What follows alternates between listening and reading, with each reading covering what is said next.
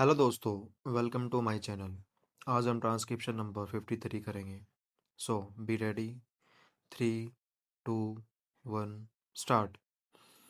Mister speaker, sir, yesterday the Honorable Minister and today the Chairman of the Select Committee have fully explained the various clauses of the bill and certain important changes that have been effected by the Select Committee. I propose to confine myself to two or three important features of the bill which require re examination and close attention by the government. Sir, I need hardly emphasize the important role which the electricity supply undertakings play in the national economy of the country. Indeed, the development in other spheres depends upon the full development of the supply of power, and this bill is of vital importance if affecting as it does the development of electric supply undertakings in the country. I am focusing attention on the role that the private electricity undertakings are playing in the supply of electric power with a view to drawing the attention of government to the difficulties that are bound to be faced by these electricity undertakings in one or two directions. In this connection, I would not therefore like to take much of the time of the House, but I would like to draw the attention of the Honorable Minister to what my Honorable friend Sri Tulsidas has stated and with whose comments I am in full agreement. As a matter of fact, the approach of the government to the bill is to fulfill three basic considerations so vital for the healthy growth of this industry. Firstly, that its proper control and regulation is but necessary. I fully agree that this is subject to certain differences on basic aspects, but the important consideration governing this bill is to attempt at providing suitable incentives to the industry, which alone can enable it to increase its capacity to the desired extent. Therefore, I would like to refer to the incentives as provided in the bill and to the need for liberalizing the clause in respect of the fair return to the investors in these undertaking.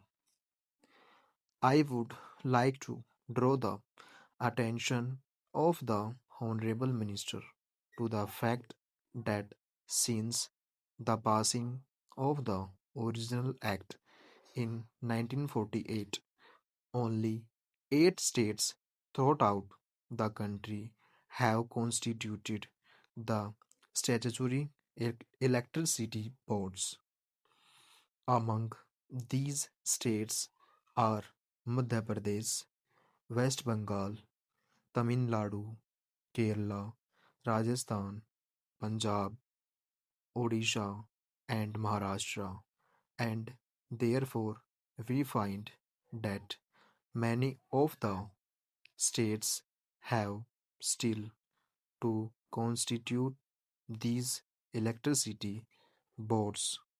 I would like to know from the Honorable Minister why, in the matter of the constitution of electricity boards, many of the states have not implemented the provisions of the bill and what the central government have done to ensure that these electricity boards are constituted in all the states as desired in the provisions of the original act.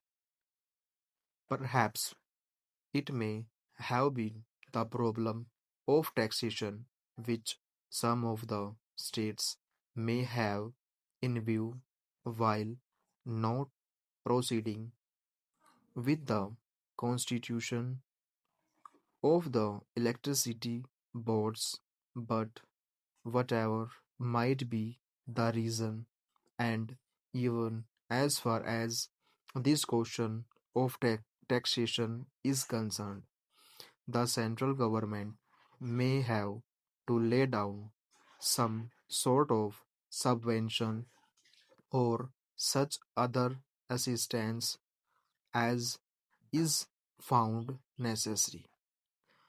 I think that this matter of the constitution of the electricity boards thought out all the states is of vital importance and should be looked into by the central government to ensure that necessary steps are taken in the remaining states for the constitution of these boards.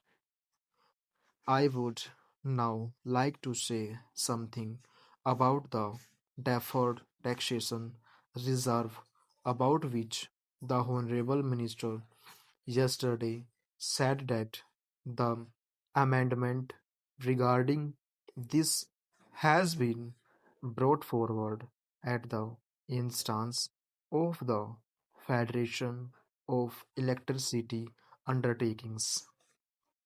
The whole complication arises due to the fact that the provisions of the Income Tax Act and the provisions of the Electricity Supply Act are contradictory to each other.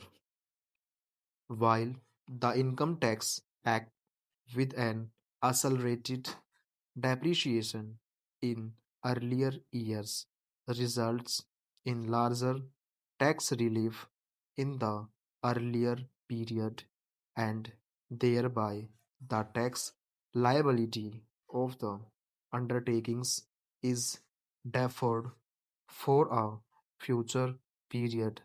The Electricity Supply Act restricts the provision of depreciation to a much lesser degree, and to that extent, the profits of the electricity undertakings in regard to the income tax development and depreciation rates are restricted.